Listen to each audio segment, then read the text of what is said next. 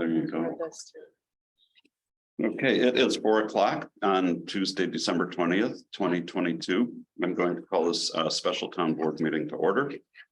Mike Anderson. Here. Amy Baxter. Here. Susan Brenna. Here. John Carlson is absent with the family emergency, and Glenn Carlson is here. We are also joined by members of the Comprehensive Plan Steering Committee, as well as the Town Planning Commission. And the purpose of the meeting today is to hear a presentation from the Comprehensive Plan Steering Committee on their comprehensive plan work, and also to have discussion, questions, and public comment. Also comment from the town board and Town Plan Commission members.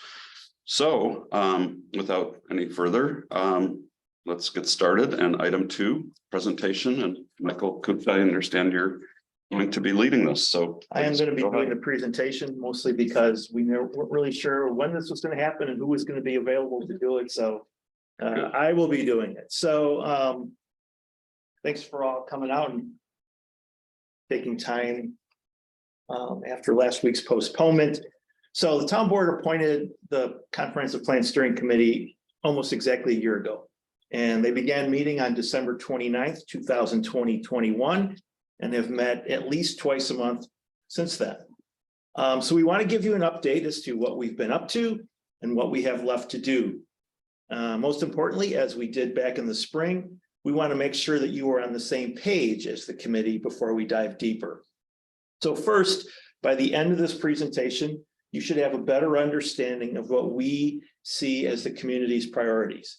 We base these priorities on what residents told us in the community survey and in the forums we conducted this summer. Secondly, we need to make sure that you are comfortable with the outline we have sketched out for the plan itself.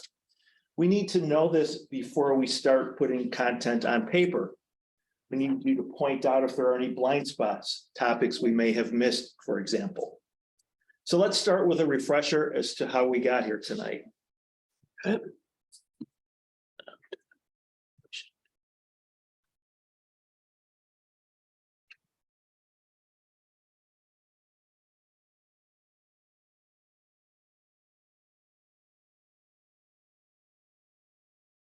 Great television, isn't it? Mm-hmm. Yeah.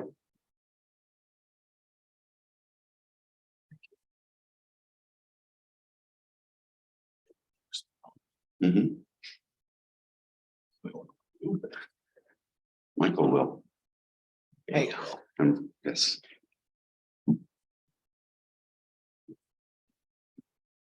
Okay, so phase 1. Start with, we organized this work into 6 phases, and we are currently in phase 4. It's not true. Well, everyone seems like they're still there. Yeah. Different Zoom. Oh, why is it doing that? Don't ask me again. There you go.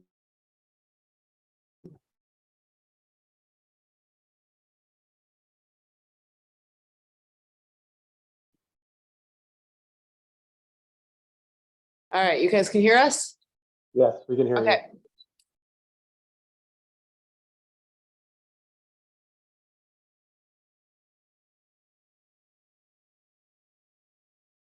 All right.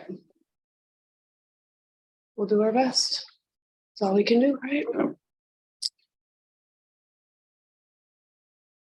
Okay.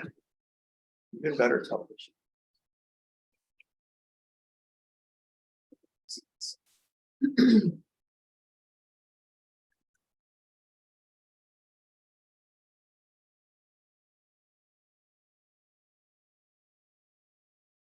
Stuck.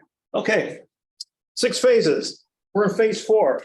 In phase 1, we reviewed the existing comprehensive plan, did initial research on demographics, and assessed what we call current conditions. All that was substantially done by March 15th. In phase 2, we hired Northland College's Center for Rural Communities as a partner who helped us design the questions and the topics for the community survey and sketched out our public engagement strategy. The overriding goal of this engagement was to come up with a new plan that is the community's plan, not our plan. This phase was substantially done by April 30th. Phase 2 was the last time we met with you. Back then, we laid out the guiding principles we were using. We discussed at that time 2 key principles we were applying. 1, the plan will not focus exclusively on traditional zoning advice or what can be accomplished by the town government. Instead, we want to maximize the expertise and resources of the that exist among us. We hope the plan can do that by incorporating the island's wider pool of assets and networks into the plan. The second key principle is recognizing that in a world of limited resources and limited time, not every good thing that can be done will be done or should be done. This committee believes that a plan should not simply be a collection of every good idea that everyone suggests. After all, if everything is a priority, then nothing is a priority. The existing plan, which was updated in 2014, lists 36 objectives, 135 policies, and 45 implementation action items. This committee's intention is to create a new plan that has a much more focused scope of work, emphasizing priorities that communities members tell us must be done. Phase 3 was a public participation phase. This was substantially completed by August 31st. In coordination with Northland College, we designed, publicized, and distributed a community survey. People could take the survey on paper or online. Nearly 500 people filled out the survey. We also held 5 community forums for deeper face-to-face discussions. More than 100 people showed up at those forums. And we met with some local boards to have even more focused discussions with prominent community organizations. We are now in phase 4, in which we are reviewing findings from the community engagement and developing an outline for the new comprehensive plan.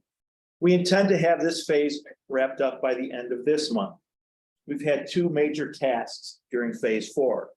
1, do a deep analysis of the findings from the community survey, the focus groups, and the related research. This has helped us identify major themes that the plan should include and identify the community's top priorities. We will talk more about the findings and themes in a little while. The second task was to develop the framework for the plan. Essentially, that means deciding which chapters the plan will have and what topics will be in each chapter. We will talk with you about that framework after this presentation. We want to make sure you are on board with that framework. We want to make sure we are all headed in the same direction before we actually start writing the plan, rounding out the content, and filling in the details for each chapter and topic. In building the framework, we also developed a vision statement, a mission statement, values, and goals. We shared these with you in advance and in the packets you have. We are using these statements as navigational tools, something we can refer to regularly to make sure that our recommendations are consistent with a larger set of guidelines and principles. As we enter 2023, we have 2 phases left. In phase 5, we'll come up with a complete draft of the plan. This draft is what will go to the public hearing that the TPC is legally required to hold. Our initial goal was to do this in early February, revise the draft based on what we hear at the hearing, then submit the final draft back to the TPC by the end of March. However, in order to maximize the research and resources available through Northland College, we will be delaying this timetable by a few weeks. The final phase, phase 6, is when you review and we hope approve the plan. Under our new timeline, the TPC would make a recommendation to the town board in April. The town board could then vote on approval in late April or early May. This committee is authorized to exist until the end of May. Any questions so far?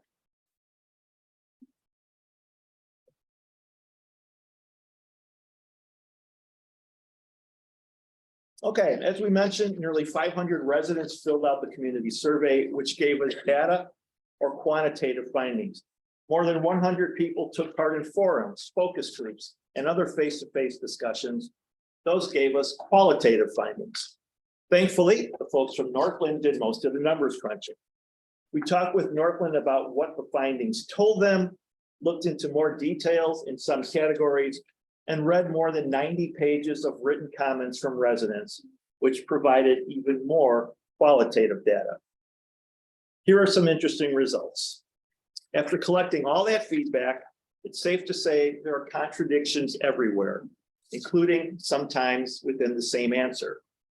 But it's also safe to say that about a half a dozen major themes clearly rise to the top of community priorities. We say that based on how frequently people selected or raised those topics and the intensity with which people address those topics, whether they were filling out an oval on a survey, writing a comment, or speaking up at a forum. Rephrased in our words, these are the priorities that we see for the plan. Ensuring access to and from the island that is affordable, available, and reliable. The creation of the Harbor Commission shows that the town is already on top of this. We all recognize on some level that being able to get, that island life as we know it for residents and businesses literally depends on being able to get to and from the island. But we cannot overstate how important this is. In the survey, it was the residents' #1 concern. To illustrate this point another way, the survey tells us that more than 90% of respondents are satisfied with the island as a place to live. That's an incredible testimony to the quality of life here. At the same time, 25% of people say they recently considered moving off the island. When we looked into why these residents might leave, their top reason was ferry cost and ferry schedule. The #2 priority from the survey is property taxes. As we drill deeper, the underlying feeling is that La Pointe is not getting the services and partnerships appropriate for the $5 million in taxes our residents pay to Bayfield Schools and Ashland County. We are painfully aware of this as we work through the county board's decision to defund our police. Our survey and forums also show a strong desire for the island to achieve more self-sufficiency and self-resiliency. That becomes much harder to do if $5 million a year leaves the island with very little coming back. The island's natural environments and rural character are the two features that residents tell us they value most about living here. Those preferences influence people's views on a range of things, land use priorities, zoning, and tourism among them. Available, affordable, and decent housing options is also on the list of priorities. I won't go into detail here because the town's Affordable Housing Advisory Committee is actively addressing this issue. But housing is a priority that shows up in different categories of the survey. It is clearly something that survey respondents want to see the comprehensive plan address. Next is low impact tourism and sustainable economic development. Most people recognize that tourism is the foundation of the island's economy, but there is plenty of disagreement on what type of tourism the island can handle and what kind of tourism should be promoted, if tourism is promoted at all. Many respondents believe the island and its businesses do not have the infrastructure and capacity to handle the level of tourism we already attract. Many say the intense seasonal cycles take a detrimental toll on the community and on workers, and that the island needs to take a serious look at developing a more year-round economy. Another priority is making an attractive, welcoming business community that serves both the needs of visitors and residents. This goes hand in hand with tourism, sustainable economic development. There is a widespread belief that the island needs a wider variety of businesses and that more businesses need to exist to serve the needs of year-round residents, not just seasonal visitors. As I mentioned a few minutes ago, a prominent theme that we heard throughout our community engagement is the desire for the island to be more sustainable and self-resilient, and to pursue cooperative and collaborative approaches to the issues and opportunities that face us. To steering committee members, That means we can achieve our best future if we recognize and mobilize all our assets and create and strengthen connections among us. So we are leaning toward a recommendation to identify specific roles and responsibilities, not just for the TPC, not just for the town board, not just for town staff or town committee, but for the island's wider social and economic networks. The concept we propose, we call the Island Roundtable, which will be a regular gathering where leaders, idea people, and doers from all sectors of the island can work together on specific needs and goals.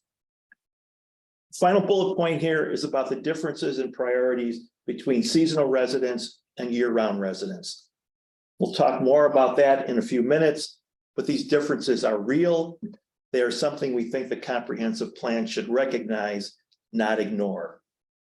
So those are the top priorities and themes based on the survey and forum findings. I don't want to go too much into the weeds about what the survey told us, but we do want to share at least a few details of survey results. So this slide shows the levels of the services that have the highest level of resident satisfaction, in which the library, the parks, and the ambulance service lead the way. The slide also shows where people are not very satisfied at all. At the bottom, the level of mental health services, social services, and childcare that exist on the island. This slide also shows that only about half the respondents are happy with access to and from the island. But if we look at other forms of transportation, there are much higher levels of satisfaction. The ice road, the paved roads, and trails lead the way. On the right, I mentioned a few minutes ago how residents portrayed businesses as a priority. In fact, we asked people what type of businesses the island needed most. Opinions were all over the board. As you can see from this chart, there was really no dominant choice. But the perceived needs for a grocery store, a gas station, and healthcare received the highest responses. Also, I want to point out to you a few findings that could be of interest specifically to you as town board members and TPC members. On the left, only about 60% of the respondents say they are satisfied with communication from the town. As this chart shows, the vast majority of residents do utilize the Gazette, but almost as many would like to receive an email newsletter from the town. And as we know, we don't have an email newsletter. From the TPC perspective, you'll see that the highest priorities for land use are preserving and protecting the island's natural resources, the lakeshore, the wetlands, and the forests.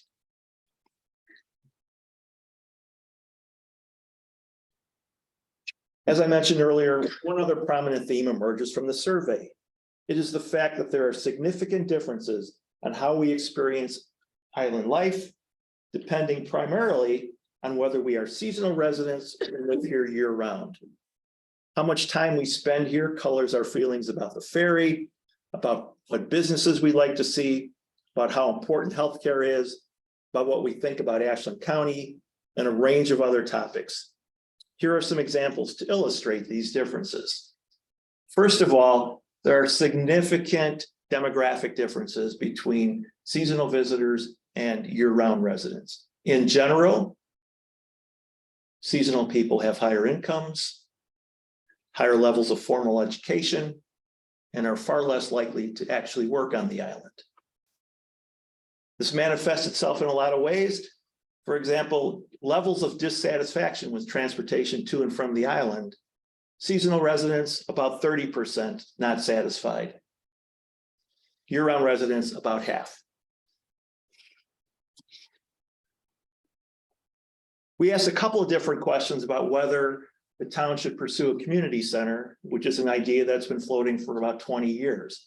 So this is a combination of support of those two questions. Doesn't mean necessarily that 63% voted in favor, but if you add the questions up, you'll see that year-round residents are much more in favor of a community center than seasonal residents are.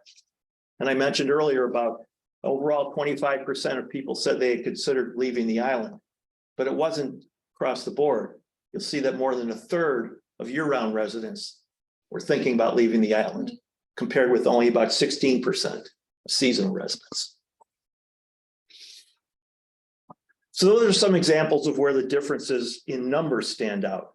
But there are also plenty of examples of where seasonal residents and year-round residents rank overall priorities differently. So we'll go through some categories. What ideas or areas should be prioritized in the comprehensive plan?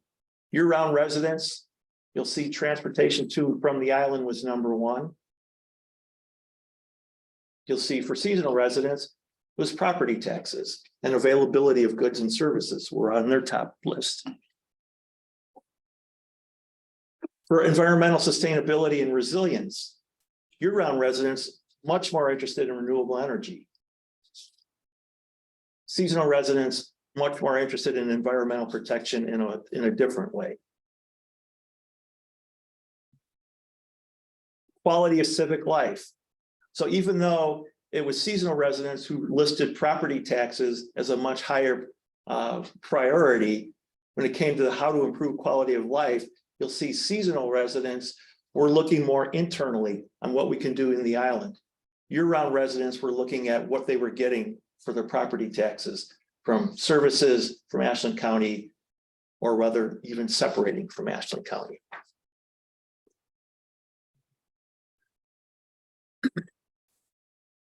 So those are some of the differences that we found in looking through the survey and forum results based on our summer of community engagement. Any questions at this point? I have one question. Yes. When you were talking about the community center, you said when you added up the questions, so there were quite a few questions that made that total percentage? Correct. Okay. Yes. I got a point more than a question. When your graph shows the satisfactory versus unsatisfactory and leaving the island, you know, the transportation to and from the island. That's more of, I mean, I think of it as more of opportunity. If you leave the island, you have more opportunity to do things. Like you want to go over in the evening and go shopping, you can. There's stores open. They're not on the island. I mean, we know we're going home after this. We're not going shopping at the grocery store. Well, I mean, that's. No, that's true. When you talk about satisfactory and unsatisfactory, sure, the transportation is unsatisfactory, but it's because something's over there that they want to go to. The question was about whether leaving the island permanently, not leaving the island for an evening. If Well, then, I mean, it goes to who can afford to live here versus who can't afford to live here. Okay. Sum it all up, let's go. all right. Well, I don't know if it's that quite that easy, but anyhow, continue on, Michael. Any other questions? Do we know if we have any from online? I see there's a chat, It's been there for a while. and that's okay. Lost the share. Okay. Well, I think that was before. Okay. So, okay, hopefully Yeah. they're still there. All right, so we're at the final segment. Lost the chair. Yeah, there's still people there. Okay. So we're at the final segment of the presentation. So we're taking all of those priorities and turning them into the outline before we actually start writing the comprehensive plan draft. So these are the chapters we intend to organize the plan into. In a few minutes, we'll start walking through the major topics and what we intend to include in these chapters. And we did send those to you in advance as well, so you could look them over. A little bit of fine print before we get started. If we classify something as an action step, that means we will recommend that the community dedicate resources to prioritize that as a topic. If we count correctly, we currently have 27 action steps. It's a lot fewer than the current plan, but still a lot to accomplish or at least make progress on in the next 5 years. If we classify a topic as maintain, it means we recommend that the community continue or strengthen existing efforts. And if we classify a topic as undecided, it means we still need to determine if this topic rises to the level of requiring an action step, and if it does, how we would recommend addressing it. Maybe they end up being topics that we include in the plan with the recommendation that we not go out of our way to address them, only pursue them if the opportunity presents itself. Bottom line, undecided topics are where you can definitely help us decide what to do. Also not part of tonight's discussion, we do intend to build measuring tools into our recommendations. Our hope is to assign responsibility for each action step, to suggest who should be responsible, how we regularly track progress, and build accountability into the plan. So from here on out, we're going to go through the chapters, topic by topic. This is where we hope to have some discussion, get your feedback and suggestions, and again, assess the value of including each topic. And are there topics or priorities that you do not see included?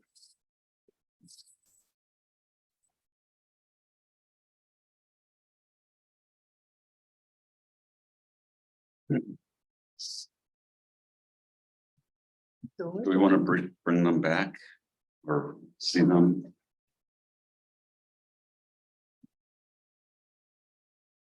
No. We just click on it. I have us clicked on the Zoom stuff, so then when you try to do the down, it's just like click on your slideshow. Yeah. It is. That microphone there, that mute, Yeah, All right. do they do that? they do it themselves, I think. We can make them if we need to, because we're the host. Michaela doesn't have that So ability. this is not very visible on the screen, so I'm hoping that some of you have the printouts in front of you. Top of the Zoom and move it over like. I don't know. I bet I've tried to do that on. Go over to the other side. Yeah, We've tried to move, I've tried to won't move things in move the it? past and it's hard. It's the weird mouse. I can't do Yeah. it. Yeah, I can't do it either. We all have papers, right? Everybody has grabbed a booklet. Yeah, Mhm. they're- and just hopefully people online have them. Well, they'll be able to They'll see be it. able to see it. Yeah, Oh, okay. we're still sharing our screen. Yep. Okay.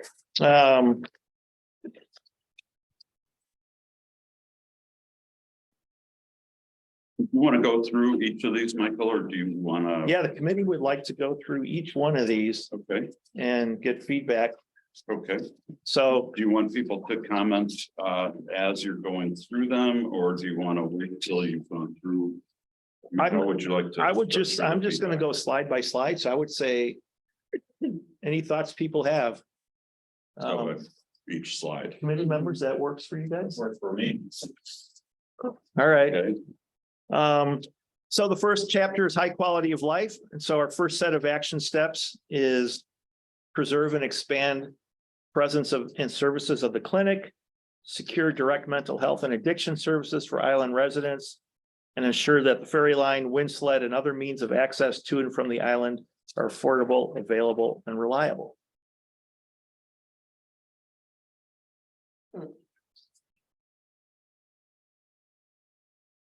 okay.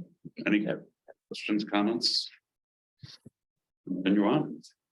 Okay, still high quality of life. Housing options that are affordable, available year round and decent. Thank you. Expand the year round availability and goods and services through targeted addition of new entrepreneurs or cooperative buying arrangements. And support and expand where possible childcare services that the library in St. John's currently provide. The only thing that I had for this was with services targeted to there is also a problem with public transportation on the island, not just getting off the island, but for getting people to the clinic and getting kids to childcare and getting drunks out of the bar and weddings.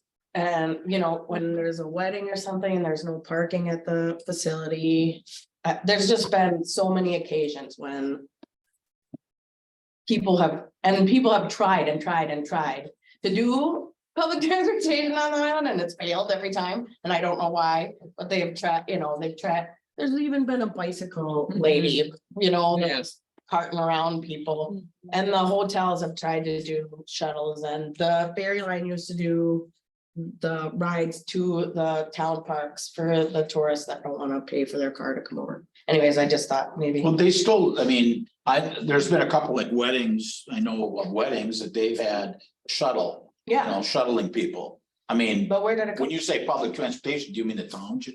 No, when it says targeted addition of new entrepreneurs, I would hope that we would try and find somebody that would like to take on public transportation on there. That's all. Yeah, so it's either falls under the blind spot that's not included in here or clarification of one of the things that we already are suggesting. Yes. Okay, One thing, I'm not sure. So like in years past, like before I even lived here, there was like a lot of successful collaboration of people that would buy like bulk foods from the co-op. And, you know, that was something that we could maybe look at again because it was successful. I don't know why it stopped. No, the Stop. firehouse did it for a little while you were here. Mhm. Yeah, while I was here. Yeah, I think the young people do it amongst themselves as well. yeah. It's not generally known, they just get together and stuff. But that would be something that we could be looking at. I just thought I'd Yeah. mention in case. no, I mean, I think that fits well into the kind of cooperative and collaborative approach that we see as necessary to achieve some of the things that need to be achieved on the island. Thank you. Committee members, don't be shy here. Also, all right, still high quality of life. Develop necessary supports and infrastructure for more residents to age in place. Create community gathering opportunities that are alcohol-free and efforts to generate more activities in winter.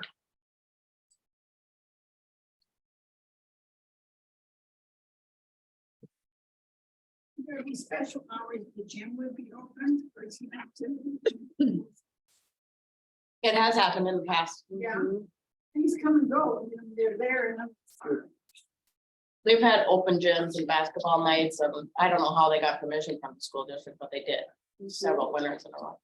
Again, that means intergovernmental cooperation, Right. so they have to be on board too, but I think it's a good idea. I'm a bingo. Here you go. You're in charge. Everybody comes to bingo. Okay, So So- Michael K, this is Sarah Caruso from Zoom Land. Hello, everyone. Hello. I just wanted to, on behalf of the committee, sort of just pause and just ask you as elected leaders to just use your imagination a little bit. I mean, these are nine or 10 sort of ideas under quality of life. And they don't necessarily fall directly under municipal government tasks. I mean, we're not asking you about, picking up the garbage differently, for example, or changing the MRF. But it seems to me this sort of bundle of ideas, again, needs to have an entire community come behind the topics and think creatively about, oh, how did that cooperative buying thing work in the past? And how did we get the gym open on a regular basis? And can we have that happen in a way that we can publicize and you can come even if you don't have a child in school, that sort of thing. And it seems to us, I think from the committee point of view, if the town leadership could endorse this kind of working group notion behind, especially I think these quality of life issues, we could see a lot of progress being made over the next 5 years. So I just wanted to sort of at least share my dreaming a little bit about this area in particular, which doesn't fit so tightly into municipal government, but I think we have heard these topics are important to many of the residents in town. So I'll go back to mute, but I just wanted to sort of illustrate some of our many hours of discussion. I see Alex smiling. I hope that's with approval. I can call Very much Carol. so. Thank you, Oh, Sarah. yeah.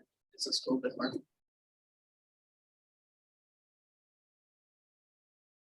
Alex, we couldn't hear you.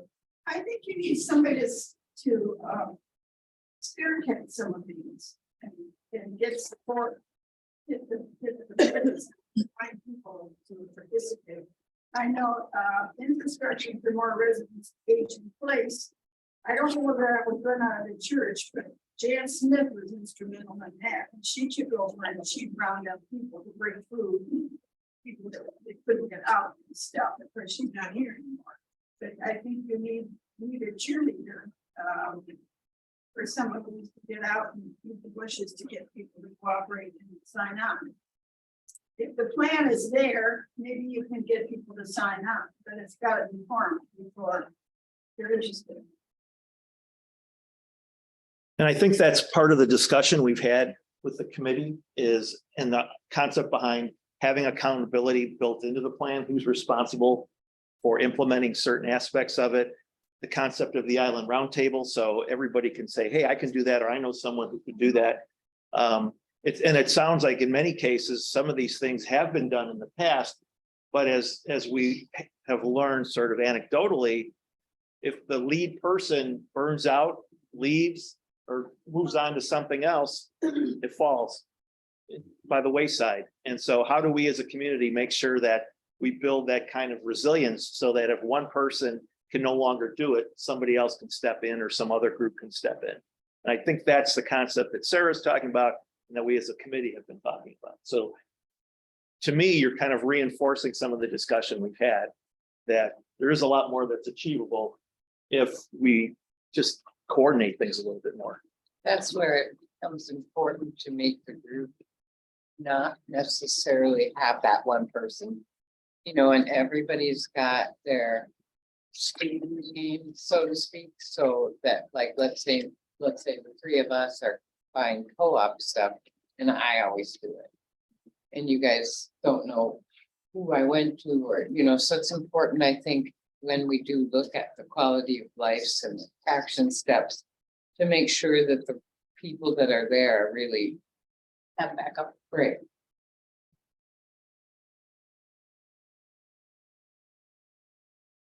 Okay, I can't see everybody, but I'm going to move on at this point. So we're still on the high quality of life chapter.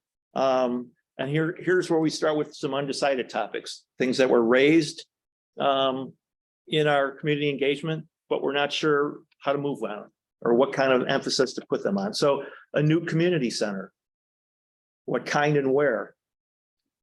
How to address public services that do not have high level of satisfaction. So this is a town board issue. Policing, the rec center, gravel roads, lack of public boat facilities. All those things came out in the survey as things that people are not exactly thrilled with where they are right now. Whether and how to pursue more widespread, reliable cell phone coverage. We know there's a new tower supposed to kick in by the end of the year. We don't know if it's going to make a difference or not. We know that federal government, state government, everybody's pouring all kinds of money into high-speed internet. We already have high-speed internet. We just can't talk to each other. So, you know, those are the kind of things that we need to figure out how much of a priority do we put in the plan on those topics. Michael, I have a question on the, I guess it's part of the quality of life, but also the satisfaction with public and private services. I know you put the highest and lowest satisfaction, but did the island school not get, was it not rated or? I would have to go back. I'll get you that answer, but yeah, I mean, I would have thought. we it would have- got so little information. Yeah, you know, just the value of, the island school, but again, maybe a lot of people that did the survey don't have exposure to the island school either. So it may be that it's kind of a hidden asset for people. Well, it was awesome. No, but I mean, yeah, I'll look at what the, you know, the satisfaction levels are. I mean, there were a lot of things where obviously people are not involved and so they, you know, chose the NA or Okay. don't know, you know, neutral kind of position because they don't have the first. So that's one thing we can certainly look up because we have all that data. I have kind of a crazy question, but what do we have public boat facilities? No. not- Okay, so that's the lack of, okay. Yeah. Are they Oh, public. public? Oh, yeah. So people are wishing we had those. It does show up in comments. Okay. Or in responses to questions, yeah. Thank you. Yep, As far as the new community center, that's been in thought for years and years. Keith, many years ago, had a committee that we met and we had Carl drew up plans and everything. The problem arose when people said, well, if we use the funds, the town funds to build something, how do we maintain it? Who's gonna clean it? Who is going to open it and shut it and be in control? And that's where the problem lay, how to maintain it. It wasn't the initial building of it. It was, okay, once it's built, somebody's gotta clean it. Somebody's gotta plan the stuff out for when it's open, and that's where it fell apart. We just said, well, we don't know. so right, I mean, the library board is looking at that right now. And obviously it has been kicking around for years. You know, and the questions are like, what would a community center include? Kitchen. Would it be a new building or part of an existing structure? Again, logistics, who gets to use it, who takes care of it, who staffs it, who does the programming? You know, those are all kind of things that previous whatever initiatives to try to get one started have run into as obstacles. On the other hand, you can see that it continues to be something that a portion of the community wants. In theory, it could fit the need that people have expressed for a place to gather that doesn't feature alcohol. So, you know, that's why we as a committee, it's like, we're not the ones who know how to make this decision or how much of a priority is, but it does come up and it's an issue that we're undecided on, but it comes up. And so we're looking for guidance as to how much of a priority do we make it in the comprehensive plan? And it's a question whether it would be a paid position, somebody that would organize this. Or, and people want a kitchen. They want a kitchen to pan and do all that kind of stuff. So it would have to be a schedule where people would sign up and get in and out, and somebody would have to regulate that. Exactly. Yeah, So, they also want a theater and a pool and a gym and yeah, not just the kitchen they want. right. Or just, yeah. And a performance space, you know, Yep. so, yeah. But it all comes down to priorities, like Michael said in his presentation, if everything's a priority. Nothing's gonna get accomplished either, so. It comes down to money. What's a higher priority, housing, transportation, and community center? And we're not a solution committee, we're just posing what we found during the information gathering phase of this. And yeah, for some people it's a priority, but there's also a lot of other things that are also a priority. Well, in the meantime, you got the church where people go and cook and The do library. things. And you got the library and you got the gym. I don't know how often they opened it up or, you know, they have functions there. There are places, you got Bell Street, maybe you could rent Bell Street out and do something there. Rec center in the summertime, yeah. Yeah, they probably wouldn't mind having some money in there. Okay. Clearly, people have ideas on this. Mhm, mhm. All right, so I'm going to move to the next chapter, and that is economic vitality. So here again, here are things we are proposing to recommend in the plan. Bringing tourism into better balance to protect the character of the island and the sanity of business owners and workers. Improving the appearance, diversity, reliability, and customer relation skills of businesses in the commercial core. Using the chamber website or other means to create a directory of businesses, services, and housing options that are targeted as much at island residents as at visitors. What, I think she tries to do that. what does? I don't understand the first bullet point. It's, I mean, how do? I think it's the boom bust cycle of the tourism industry. That's our reading as a committee. from the survey and forum things is, I mean, I'll look to committee members who might want to have a different approach on this, but basically, if you break down survey or engagement results, you have some people who don't want any tourism on the island, essentially. I mean, tourism, they don't really define tourism, but they don't want any more, at least, and certainly some don't want any, that we're already past the point. There are some who would prefer that we feature low impact tourism, long-term tourism, as opposed to day visitors, for example. There are those who are trying to figure out, is there a way to smooth out the summer, non-summer cycle? Because we do know the toll it takes on Does. entrepreneurs, on workers, and just on the economic stability of the island. And so those, if anybody had a solution, I think we'd probably be willing to say, let's try it. But it's clearly Once something. the air's out of the balloon, how do you get it back in? I mean, like, how do we stop them from, Well, I guess that's a question we bring the island roundtable around, or the Oh. chamber or something, to start Michael talking about Collins it. knows. Yes. No, I don't know. Not by any means. I do know that this is not just a question of the survey. This is a perennial subject of intense opinions by a whole bunch of islanders.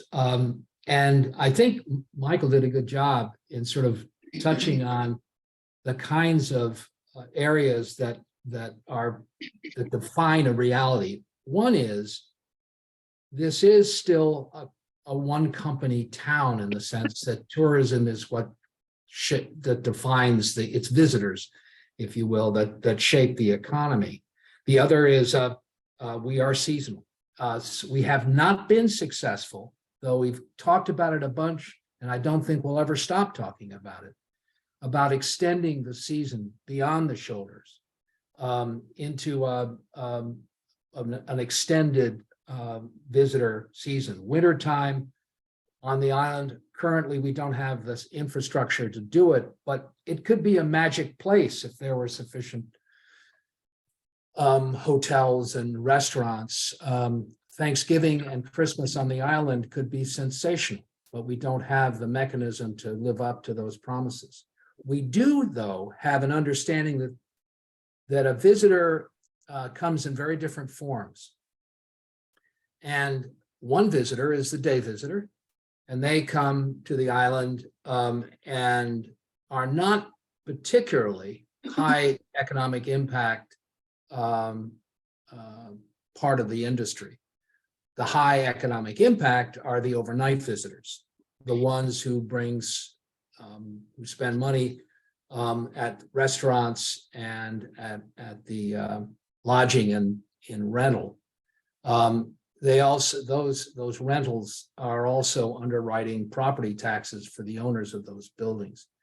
It's a very different kind of customer, and one could argue, and I've heard arguments that in favor of this, that we should redefine who we're looking for and appeal to a much different kind of an audience. Not a much different one, but a more selective version that we might not promote to the day visitor, and suggest that the island is here for those people with the means and the time to stay here overnight. That would be a monumental shift in the way the island presents itself to the world during that very narrow season. But that discussion is there. The one thing that does seem to be undeniable, no matter which direction anyone goes, is that the current system, it can be very punishing to the infrastructure of the island and to the people that serve in those businesses. It's hard. But what the alternative is to that punishment, I don't think we've come up with an answer. But we do think that in this plan, we have to acknowledge the fact that it's a problem and try to wrestle with possible solutions. Michael, are you still the president of the chamber? Yeah, isn't it the selection, like if the selection of the tourists, isn't that driven by like when schools are let out and when people only have so many weeks out of the season to come here and enjoy themselves, camp at the campground and stuff like that. I mean, I know, I understand what you're saying, but I don't know how one would go about, unless you gave them some type of a discount on the ferry boat or discount housing Oh, or yeah. something. Yeah, no, that, good points, because there's the reality of schools and again, just the seasons. But the target audience can change. Communication and marketing of the island can be directed to different audiences or more specific audiences and not to others. It's a decision that says, maybe to some, how much business don't you want? But nonetheless, there is some influence, some control over the character of the type of visitor by who we promote to and what the offerings are. And if the promotions or advertising was more towards a product that required an overnight stay in order to appreciate, then that's a very different message and also very different media buys and presenting the island as something very different than what we see so commonly throughout, particularly July and August, where there are just mobs of people that come over, spend a few hours and come back. But that's a business model that helps certain enterprises more than others. Obviously, it's fundamental to the economy of the ferry line. There are certain bars and restaurants, I'm sure, that benefit from that day visitor. If you extract them in some way through what you, by your marketing, by the way we say what we say to who the target audience is, it's going to affect some businesses over time. But we haven't made that decision. We just know that there's a distinction and that the current arrangement is pretty tough, especially in July and August among a lot of the people who are working in the island businesses. If you ask the owners of those businesses, well, how many people don't you want to have in your store or restaurant? It's a harder question to answer. Well, it's pretty hard to switch your focus to heads in beds when there aren't any, when we're at full capacity. Yes. You can't switch from day trippers to overnight trippers when there isn't a hotel here. Yeah, but there's a lot of overnight lodging. But it's full in July and August. I Right, mean, it was that's when I exactly worked in right. that industry. Right. Well, an argument for that, to follow up on that, would be that the promotion for the day visitor wouldn't happen. That the island appeal in various media into the target markets where those promotions take place just wouldn't happen. And over time, that has an impact. When you don't ask for the business, after a while, you don't get it. It isn't an automatic. I think among overnight visitors, there is this powerful appeal. But on the day visitor, I think over time, if it wasn't promoted, we would see a decrease in the amount of people who were coming here for a few hours. Okay, so we're just saying less tourists, not different tourists. Yeah. And Michael, your ferry line possibility of acquisition, you'd have a lot more direct influence on that than you would as far as attracting people by the Chamber of Commerce. You can increase the fares for people that are walk-ons. Yeah. Yeah, and you can create, exactly. There are all kinds of financial influences that would attract some and make it more expensive for others. Right. I have found that Manage is busy most of the year taking reservations.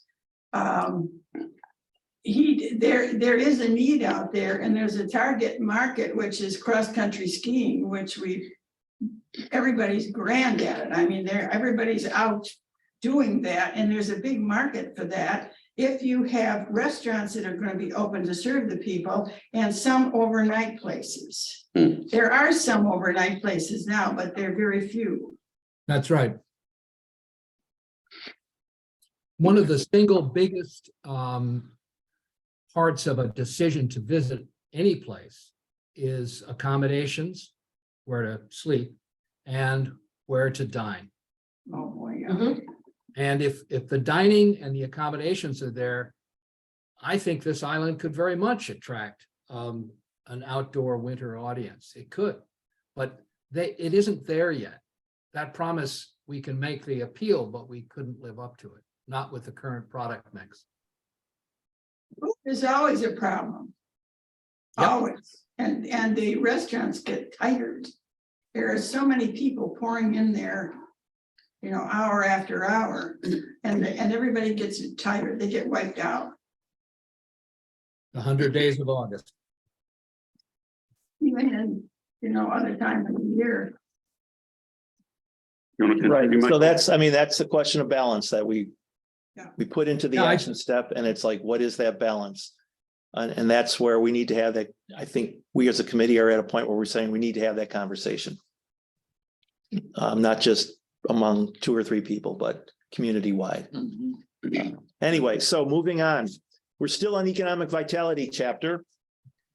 Couple more action steps. Create space for commercial-oriented business development, a theme that came up in several different ways in the survey results. Our belief that we should focus commercial development in the commercial core, but B, the space doesn't exist to promote commercial development. The land exists, but the space doesn't exist. So that's one thing that we need to wrestle with. When you say the land exists, but the space doesn't, can you elaborate? There's plenty of empty land in the commercial zone district. Okay, It's not being developed. And we haven't really explored what that means or why it's not being developed, but there is a belief that if we're going to have development in the commercial core, we need to do something to promote that. And whether that's a business incubator or just a series of shops that have open storefronts for people to try things.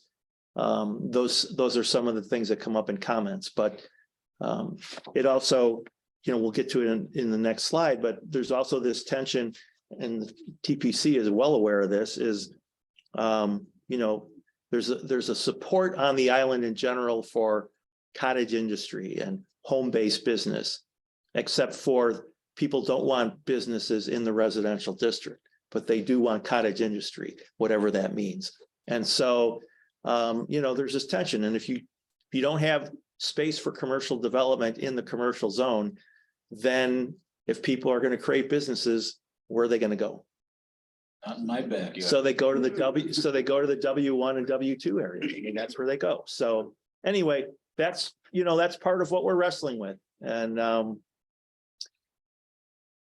so we were talking about what kind of tourists and short-term rentals, but so maybe it's a different kind of visitor, a different aspect of visiting the island, but we also are under the impression that short-term rentals are both an economic boon for some people and create problems for housing for other people, because they divert what could be long-term housing into short-term rental. thank you, sir. So those are things we intend to address. Then for the undecided topics under economic vitality, I already mentioned kind of the home-based business thing. There's a desire to expand employment options, although it's not really clear what that means. How and where to improve or expand bicycling infrastructure shows up in a lot of different ways, and it's not something that the town has addressed since Highway H was paved. And finally, just formal mentoring and succession planning for island businesses.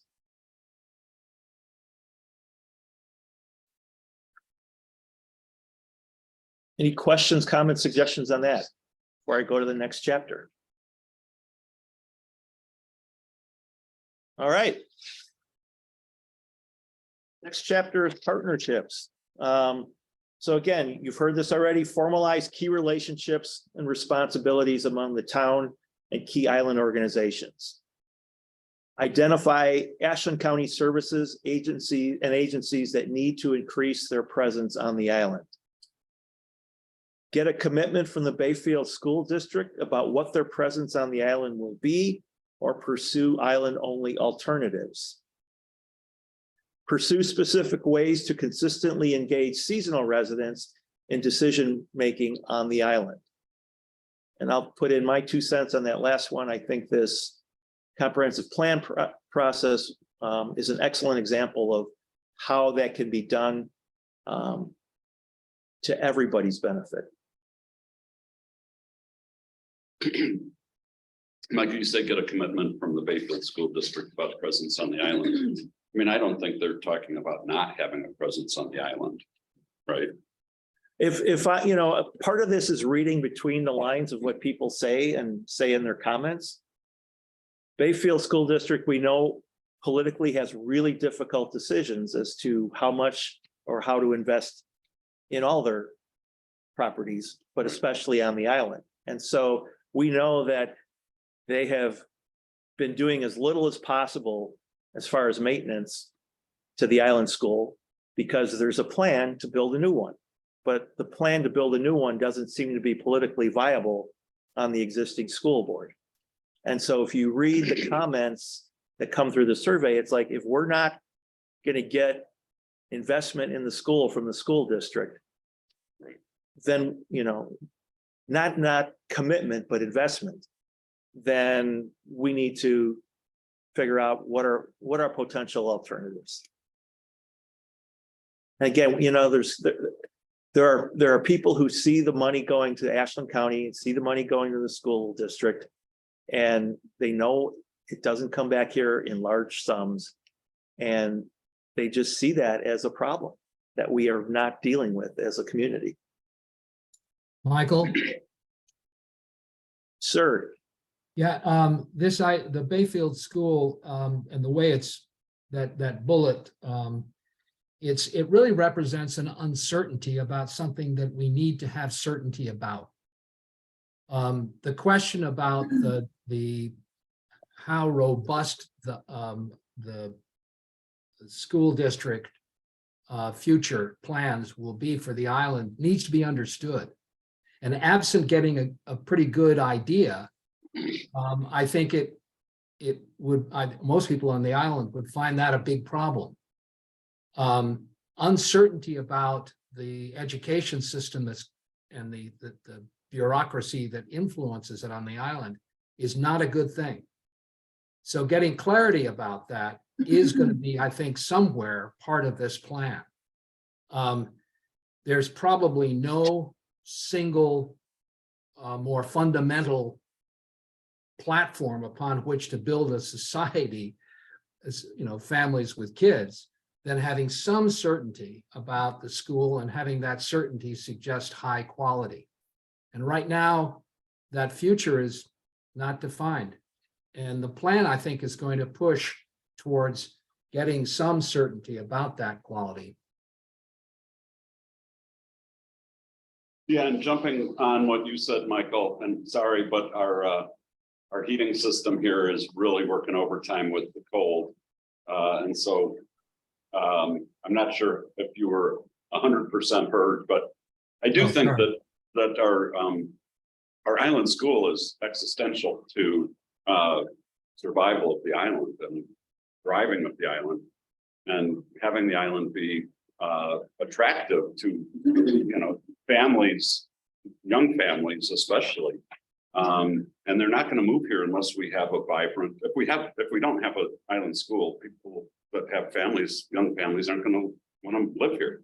And when that starts to happen, we're not going to have volunteers for EMS. We're not going to have people working in the restaurants. We're not going to have, you know, a lot of things, and it's going to, so I think that almost as important, if not more important than the ferry line, is the island school and keeping that. So to me, that's not that we need a commitment from them. I mean, it's existential. It has to be, it's not negotiable.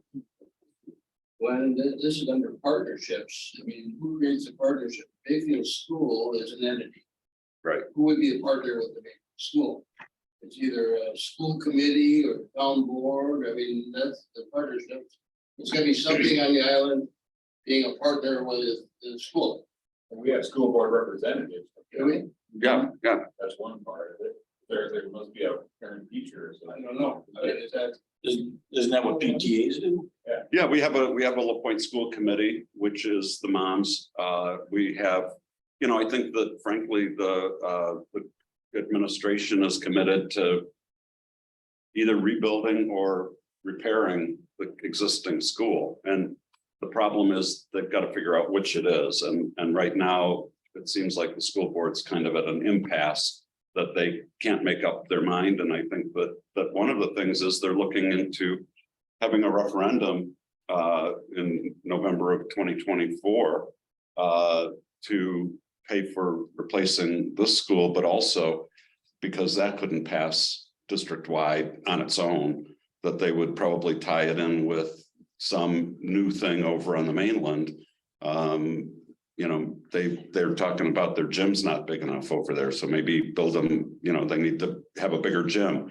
But I think that's when we'll see a new building is probably after a referendum. Unfortunately, the last major investment in this school was when I was in 5th grade back in 1980, was that multi-purpose room. So, and that was in a different school district. That was in the Ashland School District. Oh, yeah, so that you were before the switch, okay. Getting old, but I remember that it's been over 40 years since a major investment was conducted at this school. So, and I'm just thinking, and this is as a taxpayer and an individual more than a committee member, but yeah, I mean, for all the tax dollars that does go across the pond, let's say, what are we getting in return? And that's a concern, not only that I'm expressing, but we saw that as well, I think, in part of the survey, so. Yeah. And the last time it was roofed, it was Northwoods against Rick and Joe.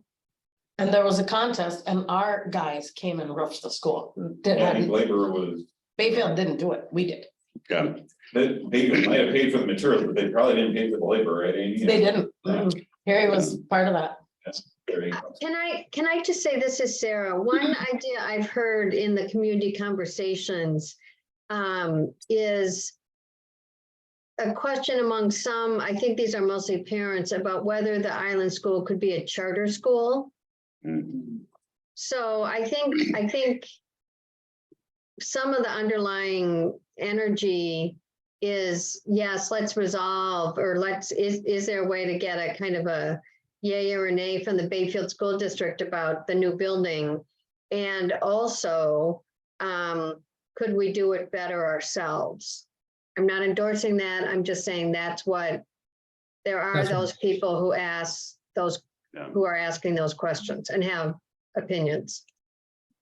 I think the problem with the charter school idea is that, so we would end up paying for the charter school and then also end up paying for the Bayfield School District taxes. So you don't get out of your public school taxes just because you have a charter school. You still have your public school taxes to pay. So unless we were to set up our own school district, which since we don't have a high school, would be kind of hard to set up a school district. I think our best bet is to persuade the Bayfield School District that they need to invest money over here that they haven't done in 40 years or 35 years. No, over 40. Well, they've only had it for anyhow, Anyway. a long time. I'm just saying, nothing's been really done there. That's No, all. yeah. Okay. This is great. This is why we're having these discussions.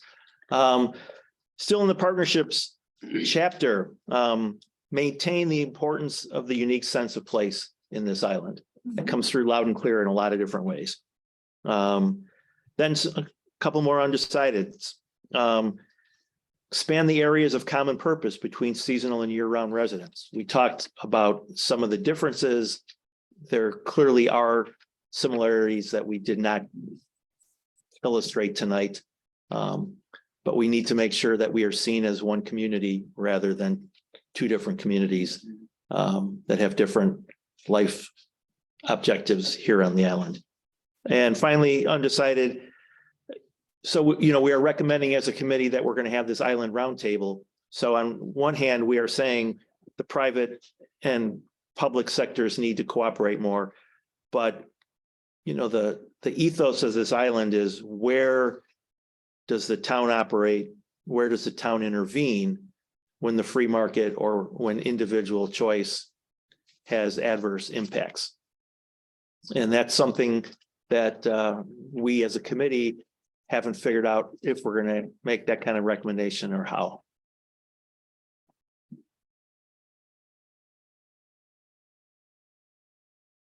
All right, new chapter, natural beauty and resources. Action step. TPC will love this. Define junk properties and pursue cleanup. Define the role of trailers and campers and the limitations and requirements for their use. Tighten and clarify guidelines and enforcement on where to allow business activities outside the commercial core. And uniform comprehensive enforcement of the zoning ordinance. Nothing controversial there, right?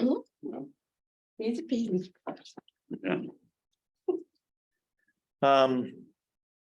Moving on. So those are the action steps. It's probably the only forum that you're not going to have comments. So kind of maintain access to the natural environment, look for opportunities to add public lake access and improve accessibility at Big Bay Town Park, maintain the wetlands protection in the zoning ordinance, and maintain proper use of density as outlined in the zoning ordinance. Then undecided, building standards. This town does not really have a building code. Once the building is built, it's kind of on its own.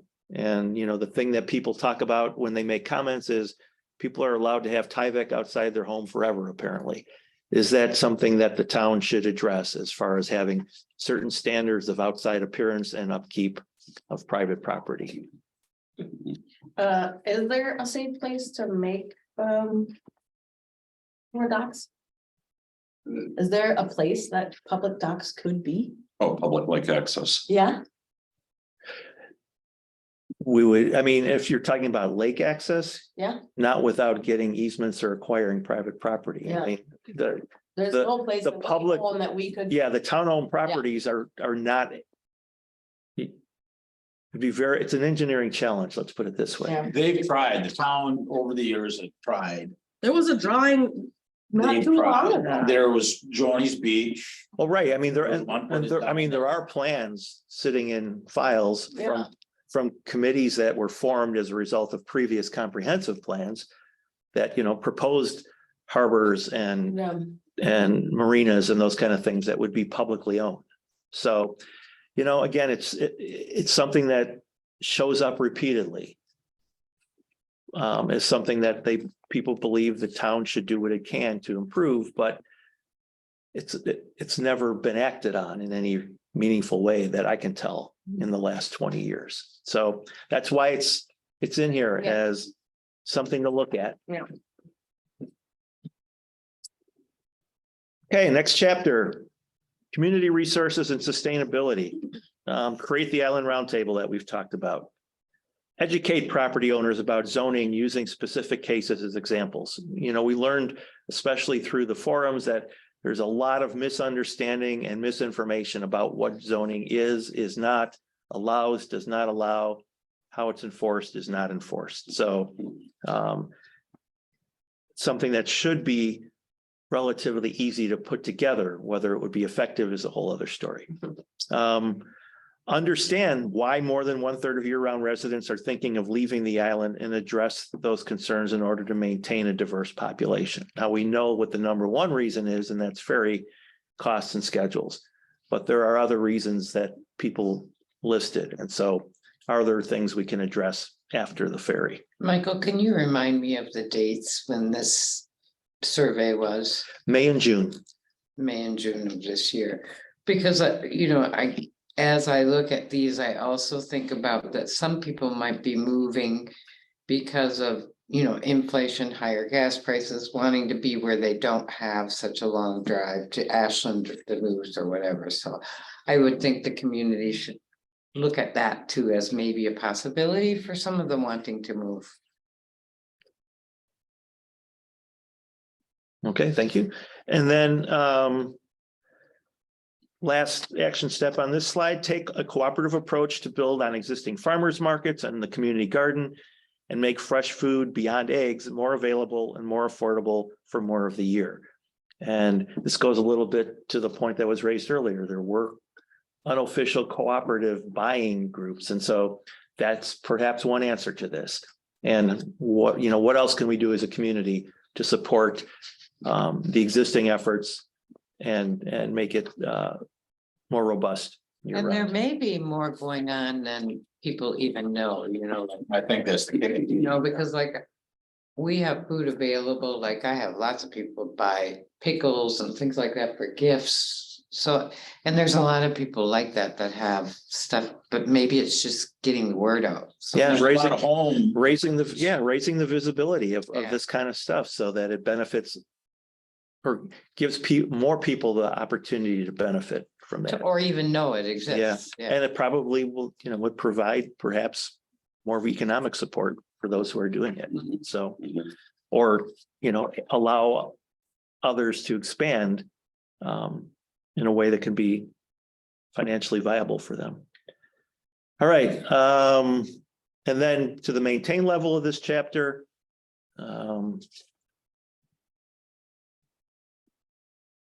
You got the undecided. Yeah, I couldn't see a maintain, there was just an undecided on the sustainability. All right, my slides are mixed up. Okay, we got it.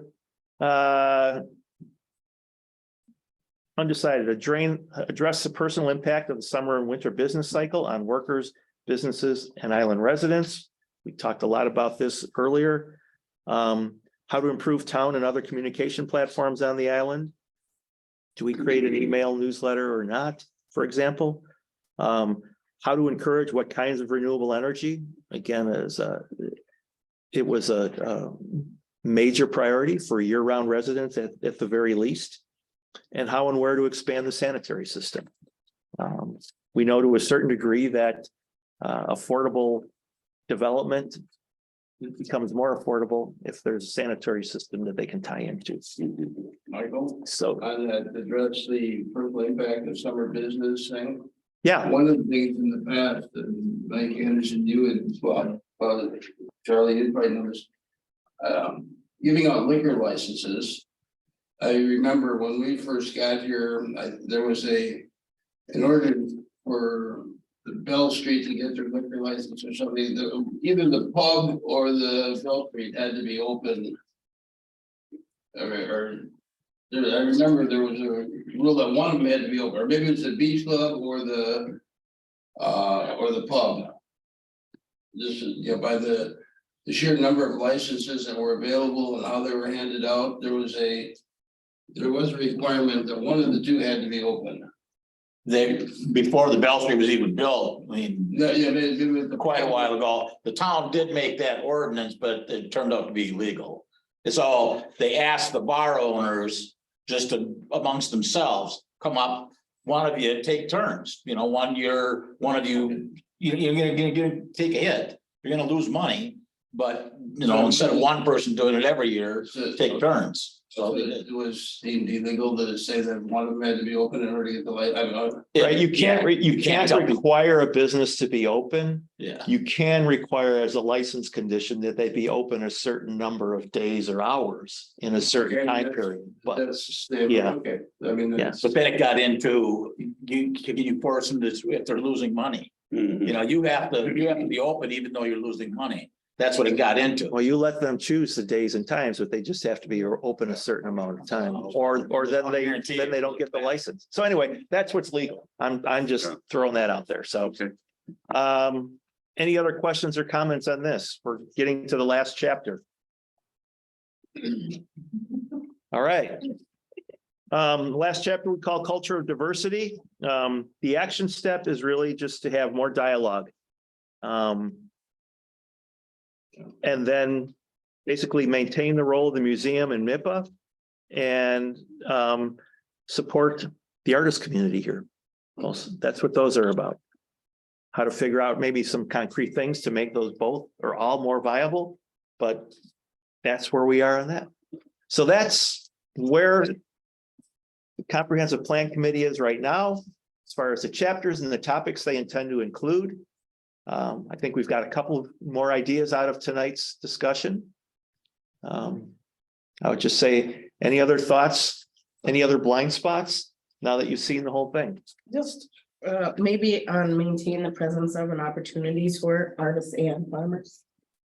Yeah, and farmers. Yeah. And farmers. They said pharmacists also. And pharmacists, I need my drugs. Farmers. Farmers. I was contacted by someone from Northland and we had a wonderful conversation. And they were asking about the island harvesters and different things that we do. So I like to add as the farmers, yeah, because there's a lot going on that I think people don't know is going on, but that Northland information would probably be shared soon with you. Yeah, that's one of the classes working with us. Yeah. You know, as I think you put the meat on the plan. One thing that I was looking through and questioning when I agreed with so many of your action plan items, it's like, well, why am I agreeing with them? Why do I? And so I think the why of like, why affordable housing? Okay, why more childcare? And I think that those questions will lead to some really important, like, well, affordable housing, we need to attract young families. More childcare, we need to attract young families. Yeah. And why do we need to attract young families? Because we need to keep our school open. And why do we need to keep our school open? Because if we didn't have a school, we're not going to attract people to do X, Y, and Z on the island. Families. Exactly. It is. And so It's all interconnected, isn't it? it is. So I think, and to me, you can look at a lot of the action plan things and say, well, does this help attract, does this help attract farmers? Does this help attract artists? When we're sort of laying out the plan. So I think you guys have done a great job. Yeah, on this. really well done. And I am looking forward to the fuller volume. Well, the fuller volume again will be a formal draft that will go to the TPC for a public hearing. And then it will get revised after that public hearing and then go to the TPC for a recommendation and then go to the town board. So if anyone has any further comments on this, obviously we still have, time tonight, but if you have, like, you get home and you're like, oh, I wish I had mentioned this.